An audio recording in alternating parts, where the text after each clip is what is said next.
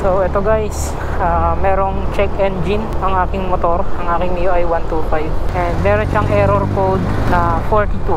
So paano natin malalaman yung error code na 42? So una natin gagawin is patayin natin yung susi, tapos i-turn on natin. So pagka turn on natin, antayin lang natin na mag-blink itong check engine. Tapos dalawang klase na itong blink guys, mabilis tapos mabagal.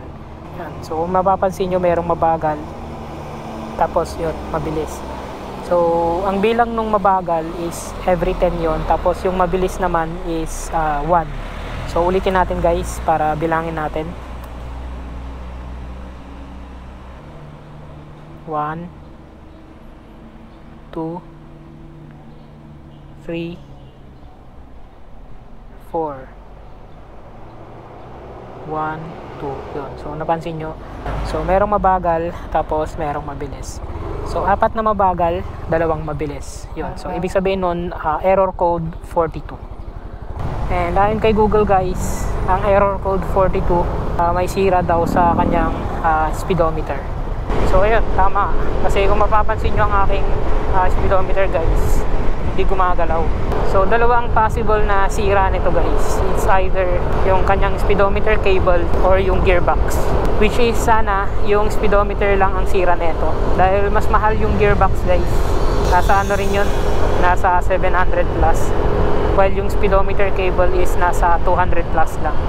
Genuine parts na yun guys ha.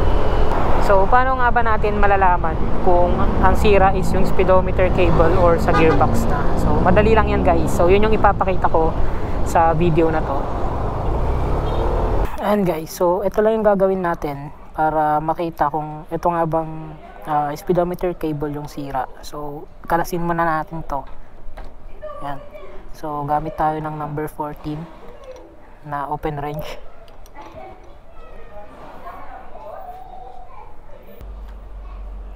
So after natin makalas, try nating ikutin to guys. Tapos pag iniikot natin to, tapos check mo dito sa may speedometer. Habang iniikot mo to ng habang iniikot mo to, dapat mapapansin mo na pumipitik-pitik yung speedometer. Ayan, so wala, hindi gumagalaw yung speedometer. Kaya possible na ito talaga yung sira.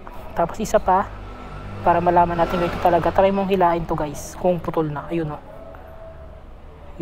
yun nga, tama nga guys, putol. So ito nga talaga yung sira, kaya papalitan natin to. So ito, nabili ko lang online. Presyo nito is nasa 210 ata kung hindi ako nagkakamali. Maraming mura sa online na tigwa 100 plus, pero peke yung mga ganong presyo. So ito, palitan na natin to since alam natin na ito na yung sira. So kalasin muna natin to guys, yung mga fairings. So ayun guys, nakalas na natin. Ang next is kakalasin naman natin dito sa taas.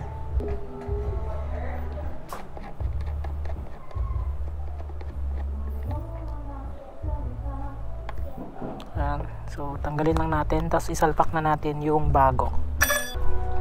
Ayan, so eto guys, naikabit ko na siya. Ayan, sinundan ko lang din yung mga dinaanan nung speedometer cable kanina. So ayan, so ito yung sinasabi ko sa inyo guys. So kapag iniikot nyo to, ito, papansinin nyo to guys ha. Pag iniikot ko to, ayan, pumipitik, diba? Ayan. Pag iniikot ko to, pumipitik to. So yun yung sinasabi ko kanina, para ma-check nyo kung sira yung speedometer cable. So since okay na, ito nga talaga yung sira. So ito, ikabit na natin to dito. And then pwede nyo rin itong lagyan ng grasa guys. So since wala akong available dyan, so ganyan na lang muna. Saka ko na lang siya lalagyan. So kabit ko na lang to, tapos testing ko na. So ayan guys, tapos lang aking pagpapalit ng aking speedometer cable. So ayan, gumagana na siya. Ganun lang kadali guys. Basic na basic lang ang pagpapalit ng speedometer cable. So ayan, wala nang aking check engine. Kusa na rin nawala yung check engine once na napatakbo na, once na na-detect ng ECU na gumagana na ang speedometer cable. Kung ano nga lang sana, kung pwede nga lang sana i-reset yung ECU ng MIUI 125 ng manual, tulad sa sa aking Raider FI. Kaya kong i-reset yun. Gagawin ko sana dito, kaso ang pagre-reset ata ng ECU ng MIUI 125 is meron yung device na ginagamit. Pero since nawala naman yung check engine, okay na yan. So yun lang naman guys, yung error code 42 ng MIUI 125. Speedometer lang, speedometer cable or gearbox. So ayun guys, dito ko natatapusin ang aking vlog. So maraming salamat kung umabot man kayo sa part ng video na to. Sana wag niyong kalimutang mag-like at pa-subscribe na rin dito sa aking YouTube channel. So hanggang sa muli guys, peace out. I know you told your friend you're not okay, and tell me what's wrong and why you never said you felt that way. Guess you're trying to stay strong and fake a smile until I look away.